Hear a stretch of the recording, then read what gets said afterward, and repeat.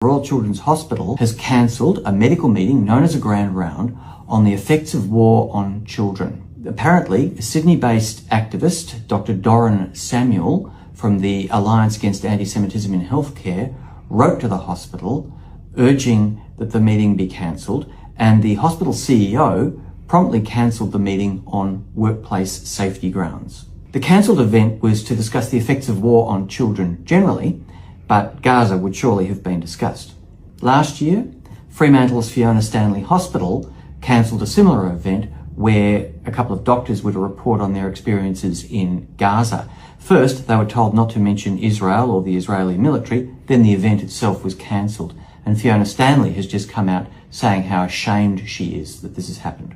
And just recently, St Vincent's Hospital in Sydney suspended cardiologist Peter MacDonald for suggesting, in a question he asked at a public forum, that Israel's intelligence service was responsible for anti-Semitic attacks in Melbourne and Sydney. These have been attributed to Iran. It was the same Alliance Against Anti-Semitism in Healthcare, according to Michael West Media, which wrote to St Vincent's Hospital asking that they discipline or terminate MacDonald for his comments. More than 4,000 people have signed a petition, I've just signed it myself, calling on St Vincent's Hospital and the Victor Chang Cardiac Research Institute to resist external pressure to discipline MacDonald. Because I was a doctor before I was elected to Parliament, I remain connected to the medical profession and I hear about their experiences. But of course, it's not just happening in the healthcare system.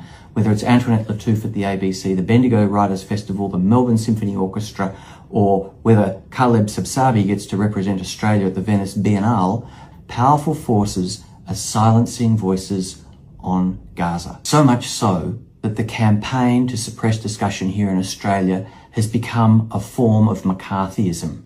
People are genuinely afraid for their careers. So my message to senior members of the healthcare system, to CEOs and medical directors is, don't fall for the old argument that criticising Israel is anti-Semitism. People in Israel do it all the time.